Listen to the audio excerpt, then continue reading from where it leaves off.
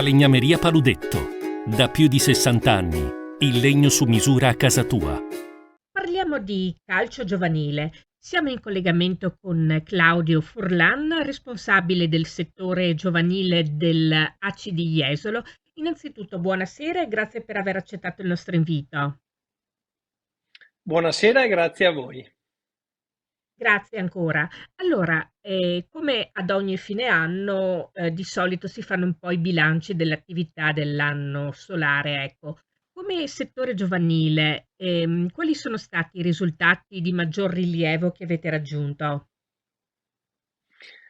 Allora, sicuramente a livello societario abbiamo mantenuto per il sesto anno consecutivo la vecchia scuola calcio elite, che adesso si chiama scuola calcio terzo livello, e siamo molto orgogliosi perché, ad esempio, abbiamo ricevuto un premio ad Abano nel mese di dicembre, appunto per essere una delle poche società in Veneto ad aver mantenuto questo titolo per 6 anni consecutivi. Per quanto riguarda puramente il settore giovanile, siamo contenti perché dopo anni e anni siamo riusciti ad avere entrambe le categorie sperimentali, quindi non solo i giovanissimi, ma anche gli allievi.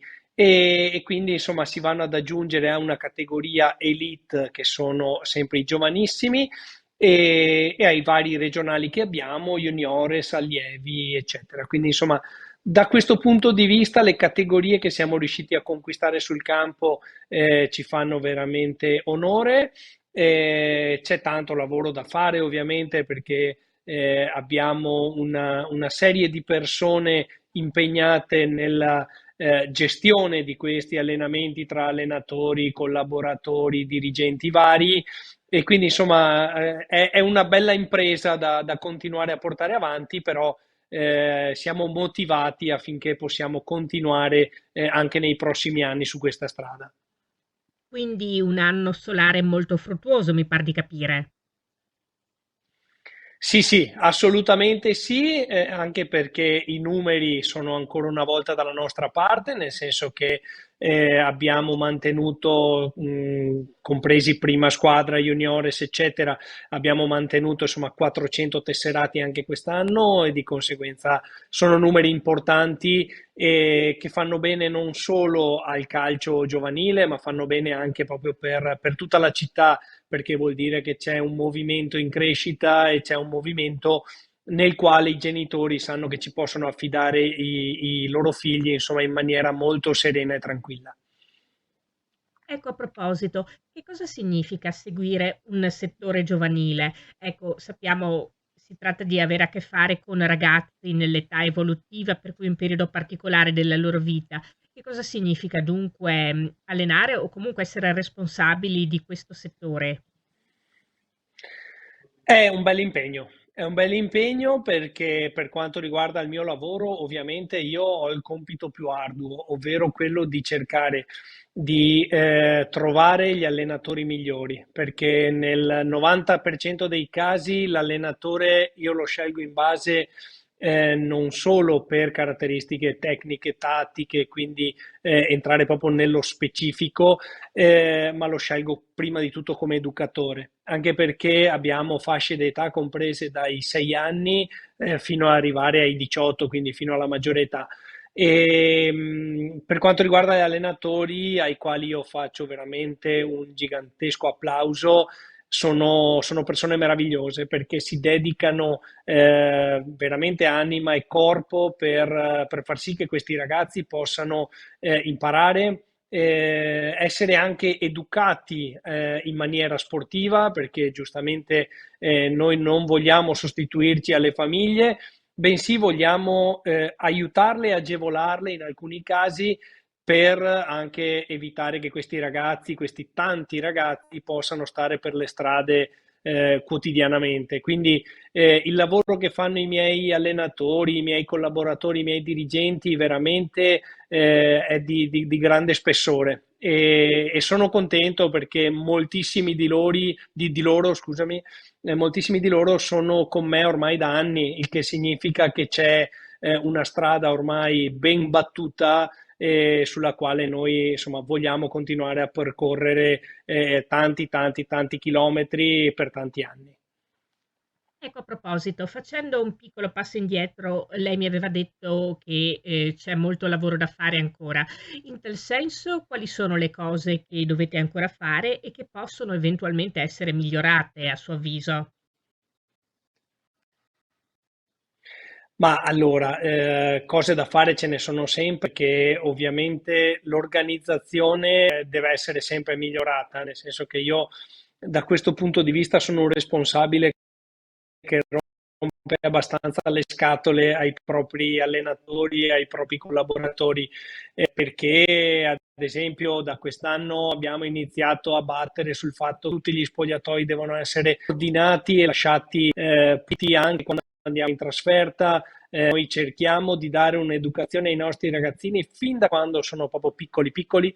Nessuno dei nostri bambini, ad esempio, esce con le scarpe su, ma escono tutti con le ciabatte, si mettono le scarpe al di fuori degli spogliatoi, rientrano con le ciabatte perché li facciamo cambiare prima, gli facciamo pulire le scarpe. Quindi, insomma, c'è tutto un lavoro che va fatto quotidianamente perché poi anche i prossimi anni avremo dei nuovi bambini che si apprestano per la prima volta ad arrivare ad approcciarsi a questo sport. Sicuramente la vostra dunque è una società molto attiva per quanto riguarda il piano dell'educazione che non ci stancheremo mai di ripetere, è uno dei pilastri della formazione di una persona. Per quanto riguarda sempre il sociale, quali sono anche gli altri messaggi che volete dare, le altre iniziative che portate avanti? Allora, noi nel sociale siamo molto attivi, anche perché rientra proprio in uno dei piani specifici della società, nel senso che siamo ben contenti di aiutare quelle famiglie che magari hanno qualche difficoltà economica, di conseguenza evitiamo di fargli pagare la retta annuale piuttosto che il kit. E in più abbiamo anche un progetto di inclusione per quanto riguarda, che ne so, i ragazzi che sono arrivati dall'Ucraina e che quindi sono arrivati da una guerra e ai quali, ripeto, ovviamente diamo il massimo supporto non solo a livello economico, ma anche proprio a livello psicologico. Noi comunque siamo attivi anche con psicologi, con nutrizionisti, quindi siamo da questo punto di vista abbastanza all'avanguardia. Cerchiamo di dare un servizio a 360 gradi.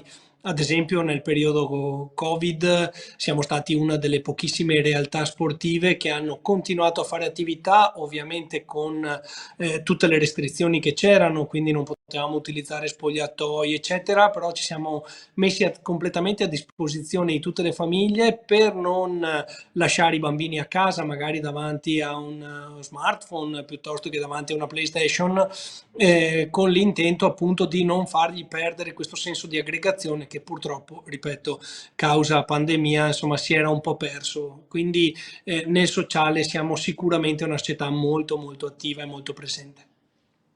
Anche questo sicuramente è molto importante. E per quanto riguarda invece quest'anno, il 2024, quali sono gli obiettivi, le vostre aspettative?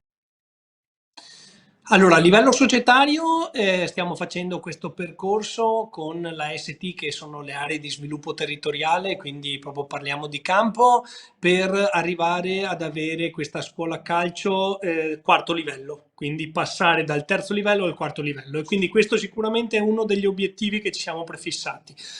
Per quanto riguarda invece obiettivi insomma, societari legati alle squadre, eccetera, il mio obiettivo principale non è tanto vincere le categorie o avere tutte le categorie migliori, bensì è quello di cercare di creare opportunità ai nostri ragazzi. L'anno scorso, ad esempio, ed è stata una soddisfazione per me infinita, siamo riusciti a dare 3 ragazzi al Venezia FC negli anni precedenti, dei ragazzi erano andati a Cittadella, a Vicenza, di conseguenza insomma riuscire a creare delle opportunità a questi ragazzi che hanno come sogno insomma diventare dei calciatori, per me insomma è forse l'obiettivo principale, perlomeno creargli l'opportunità, dopodiché ripeto, ognuno avrà la propria strada segnata, tracciata e dovranno comunque lavorarci, però avere un punto di partenza che è quello di dire vado allo Jesolo perché c'è anche questa opportunità che mi viene fornita, ovviamente per me è motivo d'orgoglio. Chiarissimo. E dunque per averci parlato delle attività di quest'anno, di questi importanti progetti e delle aspettative per l'anno che è appena cominciato, ringraziamo di cuore Claudio Furlan, responsabile del settore giovanile dell'ACI di Jesolo, per essere stato con noi. Grazie a voi di cuore, è stato un piacere, alla prossima, quando volete sono qui.